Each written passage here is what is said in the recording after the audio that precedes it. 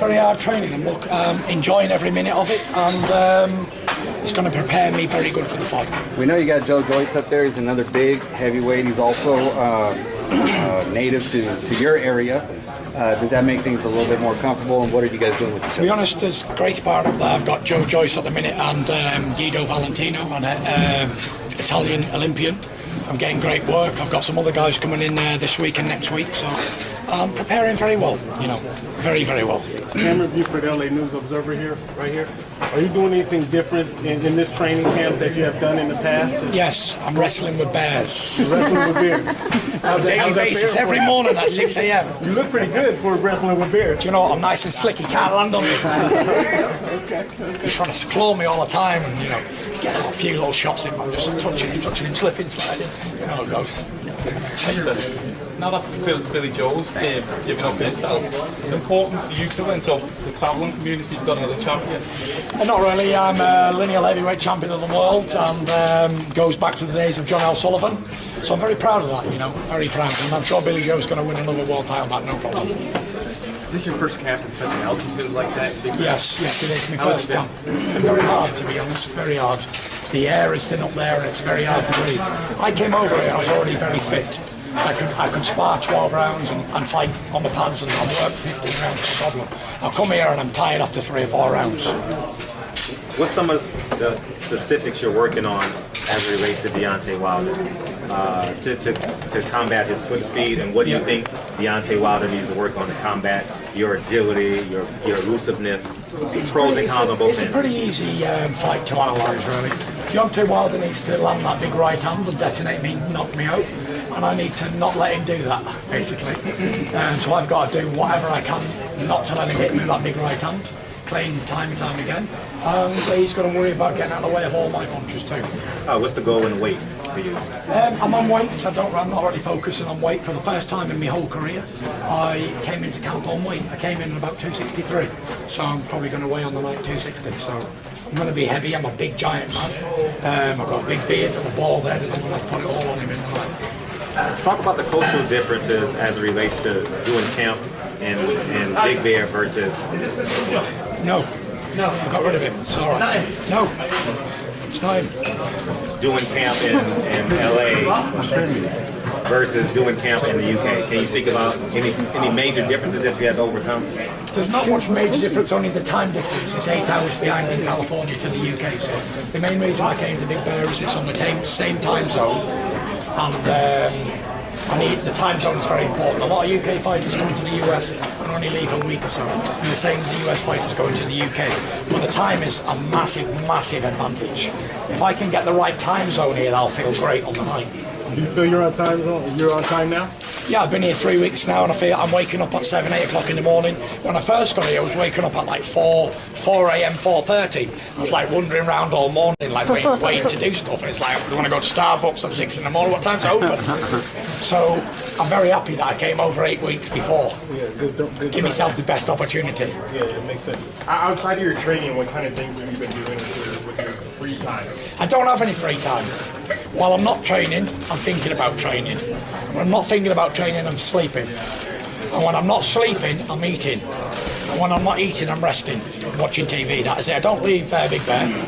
I went down the mountain to Ontario last week just to check everything was going right, because I was feeling very tired in the gym, and I'm thinking, is this really for me? Do I need this sort of stuff? I was speaking to Lennox Lewis on the phone last week as well, and he said, I was there for a week. He said, and I got out of there. He said, I hated the place. It was too hard. But I went down to Ontario to sea level, and I worked very hard and very fast, and I was very fit. Is the isolation something that you've really had before in your career, and how do you feel about being isolated kind of from the rest of the world while you're training for this massive fight? I've been isolated many times in training camps. Many times, so it's something I'm used to. I based myself in Holland in the middle of a forest, 10 mile from any first shop or town or anything before.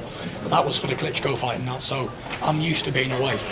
And in hostile environments, harsh as well. You've been away from your family? No, I've been away from my family for 6 months before for a fight. Tyson, you have a great story. Even before you're born, you were a warrior. Nobody is giving you chances when you were premature. so your father called you Tyson. Could you explain the story for the Mexican people? Yes, I can. Great story. Yeah. I was born 8 weeks premature, and I died 3 times when I was a baby, and I weighed in at 1 pound in weight. I was born in 1988. My dad was a massive boxing fan, and he was also a professional boxer, so he called me after his greatest ever fighter, Mike. He called me Tyson. It was my dad's favourite fighter, was Mike Tyson. Mike Tyson was in his heyday in 1988. Very fitting that I should go on and be the heavyweight champion of the world. Odds against that would be very stacked high, not in your favour. So very interesting story, but very achievable. Have you met Finally, Tyson sir, something for the Mexican people. You have a lot of followers with the Mexican people. Please, something for them. Thank you for the support, all the Mexican people, and I hope you tune in and watch the fight on December the 1st. Well, you got some black fans too. Guys, Mark, do you have a follow-up? I don't care where people are from, who they are, what they are. I respect all the fans, all boxing fans I respect. You have to as a man. Without the fans, what are we? Nothing. What's different about Tyson today compared to Tyson that beat Klitschko? The Tyson that beat Klitschko is dead and gone. He don't exist anymore. That was years ago. I don't live on the past. I only live for today and tomorrow. Whatever happens yesterday is history. I live for today. When you beat Klitschko, you said that getting to the top of the mountain, there was kind of nothing. At that point in time, you felt like there was nothing left for you. Yeah, that's why I retired. Are you at all concerned that beating Deontay Wilder, that you might have that same feeling again, or do you feel like a different person? That's a good question, but a question that I'm not really. I don't look past Deontay Wilder. You know, I'm only interested in Deontay Wilder. How I feel about Deontay Wilder fight is, I just want to win that fight, and then I might retire afterwards. I don't know, because I only race to the occasions on the night. Well, I said it before. When the great Klitschko had 25 title defences, this so-called super champion. He was talking to me and he said, "You want what I have?" I said, "What do you have?" "A load of belts and more." I said, "I don't want that." I said, "I want to punch your face in." That's all I wanted, and I want to do the same to Deontay Wilder. I don't want what he has.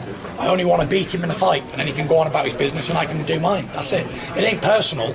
I just want to beat the best when they are the best. Because if this is going to be my era, then I've got to beat all comers. How's testing coming? Because that was a big debate. Yeah, I've got USADA and VADA. So we've got two different groups here, which I insisted we had 2 different groups, just to make it proper fair. So you never know what's going to go on with these people. We all know about it. So you guys had a rowdy press tour. Was there anything that you saw in him that you didn't like, or something that you saw that you respected? What was your feeling of him coming Deontay away? Wilder's a fighter. He's a red-blooded fighter like me. We're very similar as men. We fight for what we want. So when two great fighters get together and battle out, you've got to give respect to them people. I admire and respect Deontay Wilder. I'm not going to stay here and say the guy's a bum, this, that and the other. He's a WBC champion, 40-0. So I thank him for giving me the opportunity, and he has to thank me for giving him the opportunity to win the lineal status of the division. But someone's always got to go. Deontay Wilder. The only winner here are the fans, because we both stand to lose something. We both stand to lose our unbeaten records, pride and respect. Who it's going to be, we'll just find out on the night. Just one more minute, guys, then we'll do a nice workout. Tyson, is there a rematch clause? Can't talk about contracts, or else I get my ass sued. Deontay Wilder used Howard to use one word to describe Anthony Joshua. What's one word would you use to describe Anthony Joshua? Pussy. What? Tyson, what's the Meaning good or bad?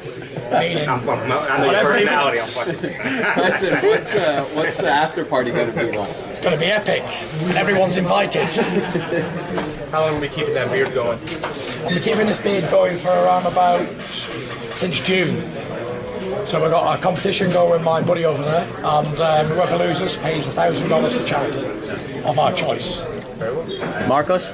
Go ahead, please. Tyson, you're up in Big Bear, you're excluded. How's the whole Big Bear experience been like for you this time around? This is your second fight in the US. Yeah, it's been amazing, you know. A friend of mine always said, let's go to Big Bear, let's go to Big Bear. Even if I was fighting in England or wherever, he always was adamant you had to go to Big Bear. And this was an opportunity to go to Big Bear because we're fighting in Los Angeles. It's been good, you know. The people have been very welcoming. The whole town is very supportive and positive about me being there. I use local gyms and talking to local people. It's great atmosphere up there. It's almost like we're on a different planet altogether up on the mountain. It's great. I just feel like I could be anywhere in the world there. I could be on Game of Thrones or anything, couldn't I? Who knows? How's it been interacting with people here in California, people from a different country? Has it been a culture shock at all for you? How's that been like? It's not a culture shock, no, because I've travelled the world many times. But it's great. It's a great experience being here. You know, the American people love someone who's talking confident, who can talk a bit and give them a story or talk to them properly. And I appreciate being here. You know, it is the country of our dreams, and hopefully my dream will come true on the first. Is the winner ace high against Anthony Joshua? The winner is the man. There's no doubt about that. Him, that other guy from England and his promoter, I don't even want to give them any credibility in my interviews. They had their opportunity for $80 million. What type of a fighting man turns down $80 million if you don't want to fight? There we go, say no more. The two best heavyweights who's got balls like King Kong are going to fight on December the 1st. May the best man win.